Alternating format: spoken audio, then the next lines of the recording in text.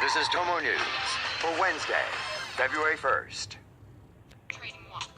Personal trainer tries to shame homeless man into joining the gym. Chelsea Vera Cookson is one persistent personal trainer. A Kiwi living in Sydney, on September 30th, she published a video to Facebook telling the world of how she planned to change the life of a homeless man.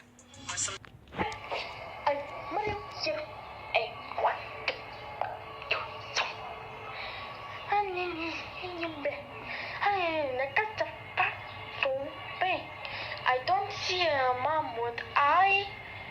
Chelsea says she was leaving her volunteer shift at a homeless food shelter when she noticed the homeless man, Stephen, sitting outside. In a generous mood, she lent Stephen some of her time, asking him how he ended up on the streets and what he was doing to get off them. Stephen just wanted to be left alone, but Chelsea was determined to figure out how to help this hapless soul. So she went home to meditate. That's what he needed. Thrilled with her epiphany, she went looking for Stephen to tell him how she was going to turn his life around. The hook to getting is, when she did tell Stephen, he turned her down 5 times, saying he was fat and tired.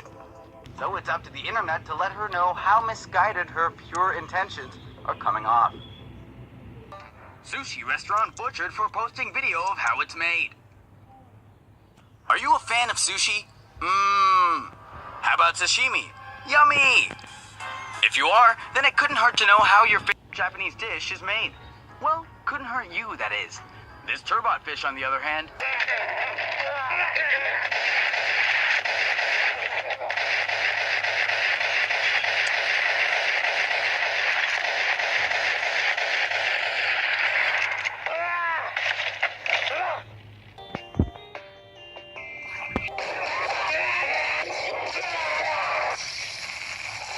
being employed by this highly trained chef involves paralyzing the fish to maintain its quality as food for longer. Umezushi Restaurant calls theirs a chain its quality as food for longer. Umezushi Restaurant calls theirs a cheat version of the traditional Japanese method known as ikejimi. This connects the spine and blood vessels between the body and the brain. Next, the tail is chopped off to allow the blood to drain out. The second cut opens things up to insert a thin metal spike into its body, which is carefully aimed at piercing the hindbrain of the fish, located just above the eye. This step is the finishing blow, killing the animal. You might notice the fish is still flapping around as it's being stabbed, but Umezushi assures us that's just random firing of signals from the nerve system, post-mortem.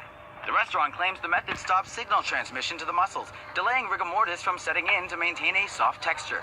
Though the method is widely considered to be the fastest, most humane way to kill the fish, many sushi lovers couldn't stomach seeing a poor fishy get gutted so swiftly, condemning the restaurant for subjecting them to such horror. Facebook user Annie Carter posts, "Will never eat sushi again if this is the way they prepare it and guaranteed not to visit this restaurant." User Tom Booth posts, "Guys, don't be showing this. Yes, the fish is fresh, but some people just don't want to see that. Huh, wonder why."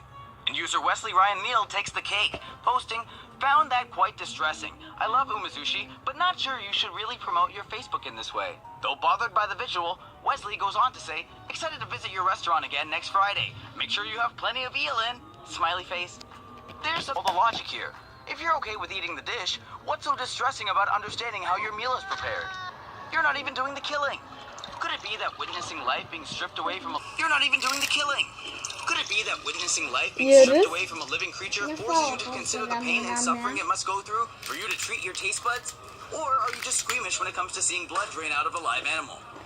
If watching the butchering of this fish is too much for you, just for a second, try to consider what that fish must be going through. If you're fine with that, by all means, sushi onwards. But if you're not, well, maybe that says something. California chipmunks are carrying the plague. Visitors to California's Lake Tahoe are being warned to stay away from rodents after plague was detected in the area, best known as the Black Death, which killed millions of Europeans in the 14th century. Plague is still very much around in the United States today. California health officials say a flea taken from a chipmunk in the South Lake Tahoe area last month has tested positive for plague. Plague is naturally present in California. It is spread by rodents, including squirrels and chipmunks and their fleas. Humans can contract the bacterial disease through close contact with an infected rodent or a flea bite. The disease can be fatal if not caught early and treated with antibiotics.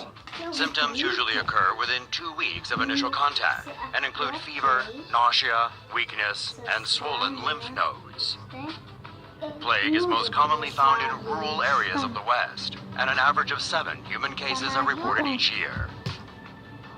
Signs have gone up near the Fallen Leaf campground in South Lake Tahoe, where the plague-carrying flea was taken from. Visitors to the area are advised to cover up, wear insect repellent, and keep pets at home. 2 people were infected with plague in California last year after exposure to rodents in Yosemite Valley. Man loses penis measuring challenge, axes friend's genitals. 2 men in Russia got into a heated, drunken argument that ended in the most ghastly way. The 2 men, who'd been friends since childhood, had been drinking heavily for a couple days in their village. The argument started after one of them supposedly boasted he'd slept with the other's wife. Things escalated quickly when they decided to see which one of them was more well-endowed. Well, there could only be one winner in this contest, but unfortunately, he too lost. After the measurement, his friend wasn't happy about coming up short and expressed his anger by grabbing an axe and hitting his pal over the head with it, knocking him out. Taking his frustrations a step further, he decided to lop off the champion's member, in effect making his the biggest stick in town. The 51-year-old little man will now face charges of deliberately inflicting grievous bodily harm. Meanwhile, the 47-year-old victim's life was not in danger, but doctors were unable to reattach his manhood. Alabama cop gets pistol whipped and mocked on social media.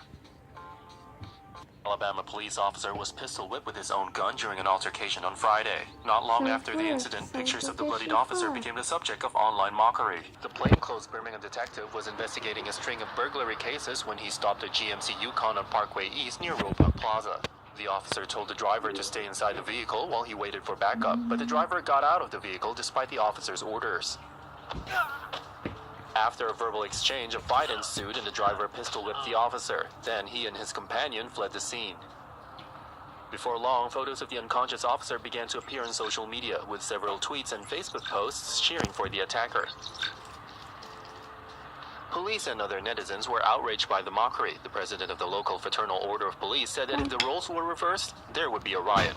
2 men were arrested a few miles away. One suspect, identified as